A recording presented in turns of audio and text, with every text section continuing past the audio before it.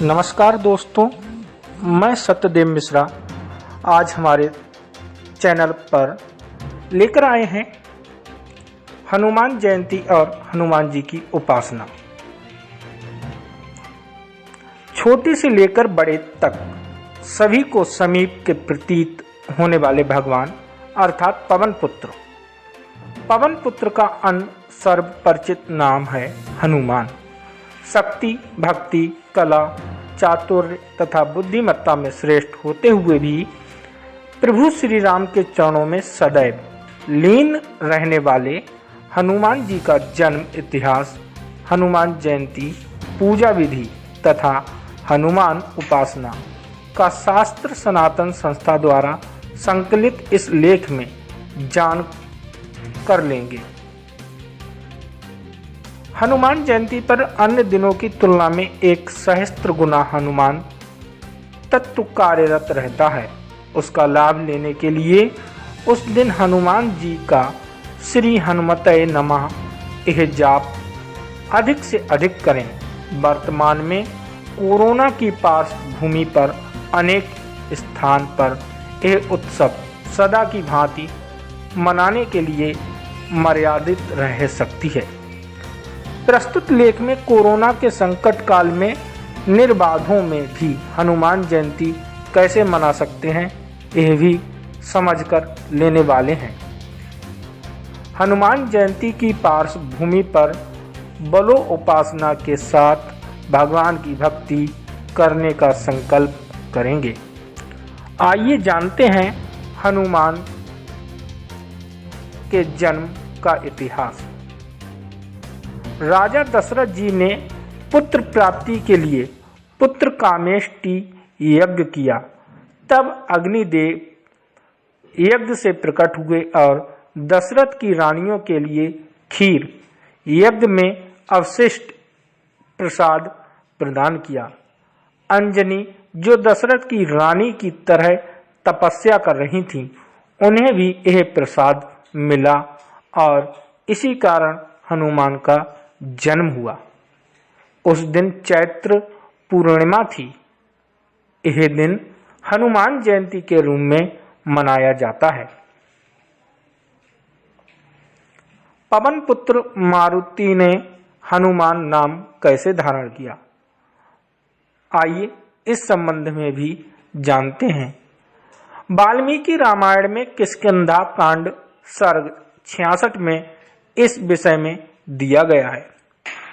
अंजनी को वीरवान, बुद्धि संपन्न, महातेजस्वी, महाबली और पराक्रमी पुत्र हुआ। जन्म होने के बाद उगते सूर्य का लाल गोला देखकर उसे पका फल समझकर हनुमान ने आकाश में सूर्य की दिशा में उड़ान भरी। इस पर इंद्र ने क्रोधित होकर उन पर अपना वज्र फेंका।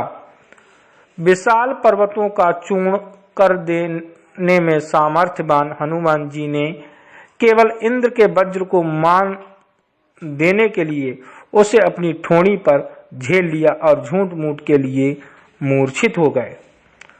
तब से उन्होंने हनुमान नाम धारण किया। हनुमान शब्द की व्युत्पत्ति इस प्रकार है, हनु अस्य अस्ति इति, अर्थात जिसकी ठोड़ी विशेष है, ऐसे वज्रांग, वज्र समान अंग है जिसका कहलाने लगे। उसी का अपभ्रंश होकर बजरंग नाम पड़ा। हनुमान ने जन्म से ही सूर्य बिंब की ओर भरी उड़ान से कुंडली शक्ति जागृत हो गई। आइए अब जानते हैं हनुमान जयंती की पूजा विधि किस प्रकार करें। हनुमान जी का जन्म उत्सव प्रातः सूर्योदय के समय मनाया जाता है। हनुमान जी की मूर्ति अथवा प्रतिमा की यथासंभव पंचोपचार अथवा षष्ठोपचार पद्धति से पूजा करनी चाहिए।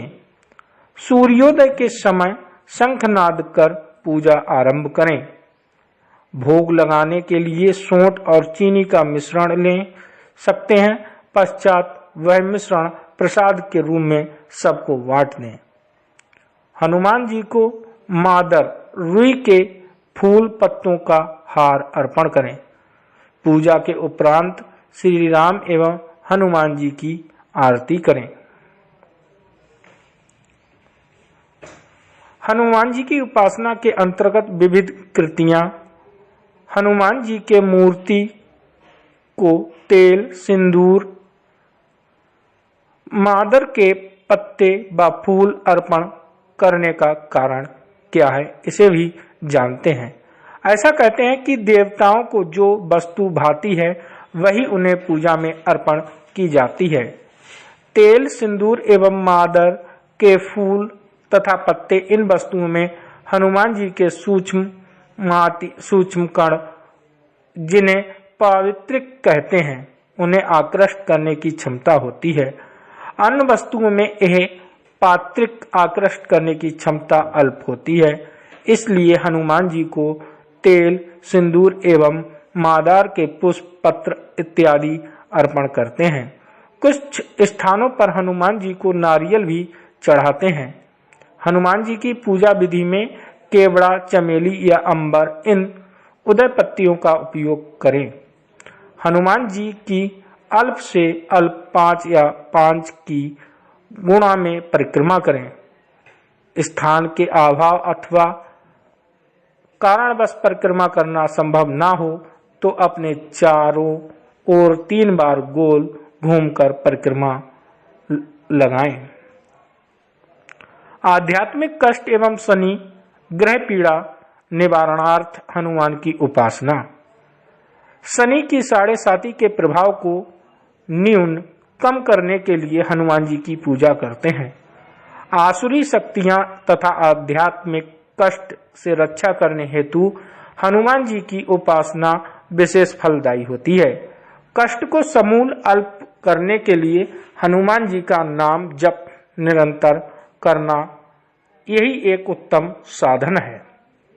नाम जप एवं हनुमान चालीसा का पाठ हनुमान जयंती के दिन नित्य की तुलना में हनुमान तत्व 1 सहस्त्र गुना सक्रिय रहता है। उससे अधिक लाभ प्राप्त करने के लिए घर में सब लोग एक साथ बैठकर हनुमान चालीसा का पाठ करें। शेष समय श्री हनुमते नमः जाप करें।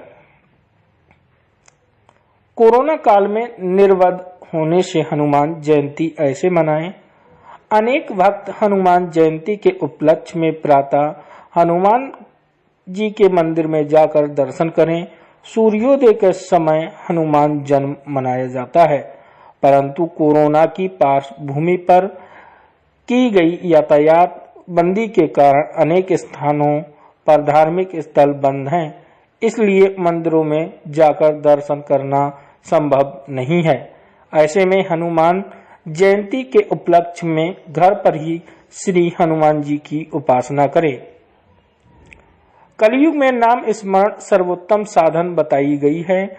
हनुमान जयंती के दिन हनुमान अन्य दिनों की तुलना में 1 सहस्त्र गुना अधिक मात्रा में कार्यरत हैं।